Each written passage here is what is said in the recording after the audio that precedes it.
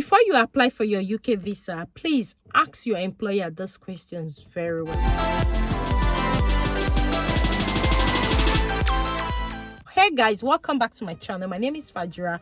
If you're joining me for the very first time, I'm so happy to have you in my beautiful family. For my returning subscribers, I want to say thank you guys for always coming back to watch my videos. I really do appreciate. God bless you. If you're new to this channel, I create contents on how you can migrate to the UK, jobs with visa sponsorship in the UK immigration updates, live in the UK, everything you can think about the UK. So if you're someone who is interested in such content, do hit on the subscribe button, turn on the notification bell, so each time I upload a new video, you're definitely going to be the very first person to see that video. So guys, I've got an important update to share with you, but before we dive right into today's video, please do like and share this video with your friends and loved ones. It may help somebody. I've been having a lot of one-to-one sections with my beautiful subscribers who are currently in the UK. Some of my subscribers and also other people have moved to the UK recently, and they are really struggling to live, to pay their bills and all of that. And this is because they've gotten a job with key organizations.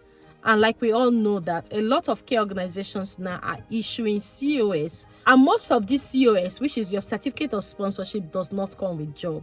Once you have gotten a job with a care organization in the UK, please ensure that you find that very well. If this care organization that have employed you have got work for you, because a lot of people are struggling currently. I can't start mentioning their names, but guys, I can assure you that a lot of people in the UK are struggling because they've gotten a job and now the care organization that have employed them do not have work for them. So now there are two types of C.o.S. So when you're going for your job, please ask your employer. People have moved to the UK, like I said, and do not have work. You've got the certificate of sponsorship with contracted hours and all of that, but when they get to the UK, there is no work for them. So please, during your interview or after your interview with your organization, because this is causing a lot of problem. I've seen families struggling at the moment because you come to the UK and you don't have any work to do to be able to pay your bills, to feed your children, to feed yourself, or to do other things. Once you attend your interview, at the end of the interview, guys, please ask your employer if there is work for you,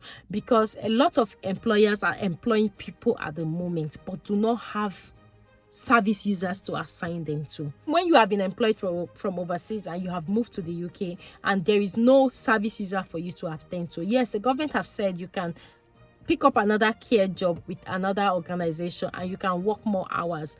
I think that is going to end in August, which I think that maybe the UK government may extend it. I don't know yet. But even if the government have said that, I have seen a lot of people that have even booked a section with me struggling to even get another care job. And once they interview them and the care organization are interested in taking them, once they see their visa, you will see restricted work hours, that they are only permitted to work 20 hours in another organization. And the care organization comes back to them to say, sorry, we can only have you for 20 hours. And even the 20 hours, that's not what we are looking for. We are looking for full-time workers. You can imagine how frustrated that can be. So once you get your job, guys, please, this is causing a lot of issues at the moment, and I thought I should share this so that you can also prepare some questions to ask your employer. Ask your employer very well, please, ma or sir, is there work for me to do? So they don't issue you your C.o.S, and at the end of the day you come to the UK and you end up borrowing from one person to the other. Today you're borrowing from A, you're borrowing from B. Now, even nobody even have this money to borrow you. So please, when you attend your interview, ask this question very well. Ask very well, because like I said, I have had one-to-one consultation with a lot of my subscribers, which is why I'm sharing this information. So it will help guide you. So as you search for job, you will search for jobs that have hours, so that once you're here, you know that you're coming to resume your shift. Or even if you have to go through some care trainings and all of that, you know that it's just for a while. You finish your care training and you start your job, then coming to the UK and you're looking for another job because the employer who have brought you to the UK does not have any work for you. Imagine that you have been looking for a way to move to the UK for months or for years, and you finally move to the UK and you get to the UK and you don't have a job and you're looking for another employer that can sponsor you.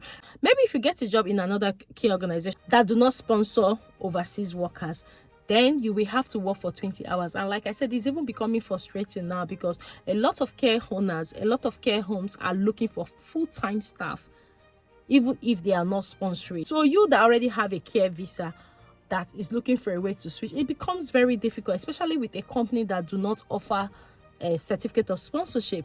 So please guys, this is causing a lot of issues now between employers and employees.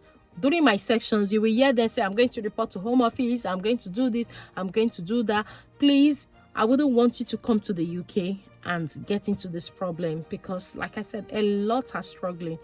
Even at the end of, maybe they've gone for an interview in another organization and they successfully passed the interview, their visa has restricted them from getting a job in the organization. And like I said, sometimes a company that they've gone for these interviews do not sponsor people, so that's how they miss the opportunity. So please, I beg you, it is becoming very serious.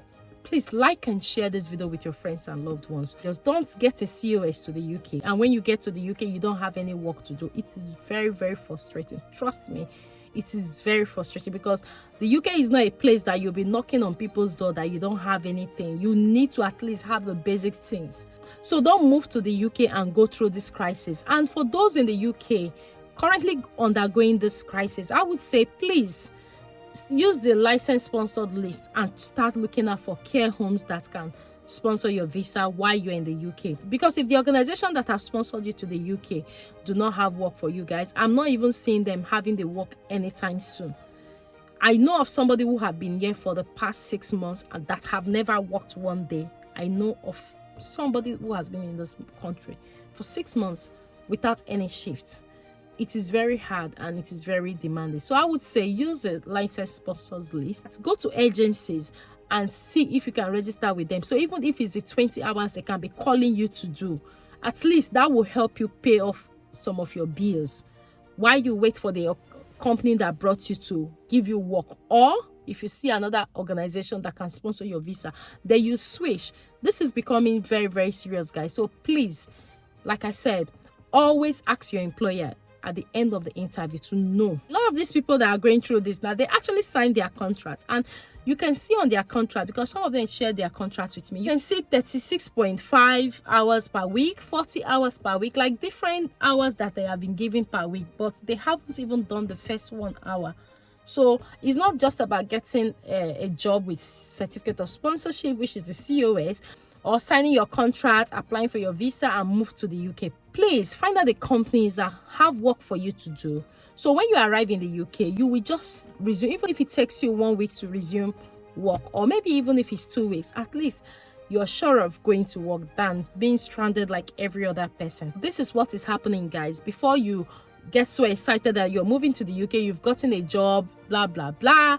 Please find out if that company that have issued you your certificate of sponsorship have got work for you. Because if they don't have, I can't start breaking down all the things you'll be paying in this video. Maybe in my future video, I will break down, including your NI, tax and all of that you will have to be paying. Because for you to be on the skilled worker visa, you need all of that. If not, your visa will not be renewed when it's due for renewal.